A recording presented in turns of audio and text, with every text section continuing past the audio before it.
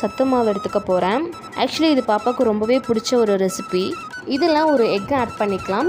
Actually இது வந்து ஹோம்மேடாக பண்ண செர்லாக், வீட்டில் பண்ண ரெசிபி. இதில் ஸ்வீட்னஸ்க்காக கேரட்டை வந்து நல்லா வேக வச்சு அரைச்சி ஊற்றியிருக்கேன். சுகர் எதுவுமே நான் ஆட் பண்ணலை. இதை நல்லா பீட் பண்ணிக்கலாம். இது எவ்வளோ நல்லா பீட் ஆகுதோ அந்தளவுக்கு நல்லாயிருக்கும். இது வந்துட்டு ஒரு பேன் கேக் ரெசிபி தான். இது யூஸ்வலாகவே பண்ணுற ஒரு ரெசிபி தான். இதில் வந்துட்டு வீட்டு ஆட் பண்ணலாம், இல்லைனா வந்துட்டு நெய்ந்திரக்காயோட பவுடர் ஆட் பண்ணலாம். அந்த மாதிரி ஒவ்வொரு நாள் ஒவ்வொன்றுமே ஆட் பண்ணலாம். ஓட்ஸோட பவுடர் கூட நம்ம ஆட் பண்ணிக்கலாம், ரொம்பவே நல்லாயிருக்கும்.